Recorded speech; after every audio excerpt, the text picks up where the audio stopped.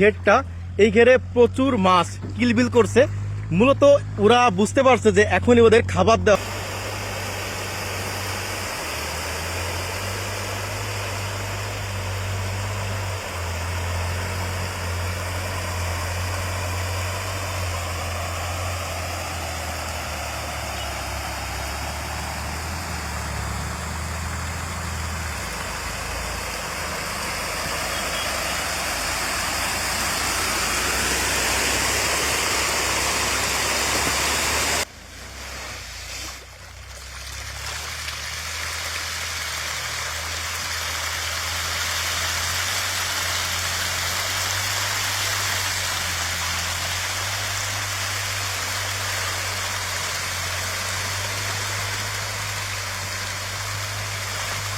এখনো দেখবেন, এই যে দেখুন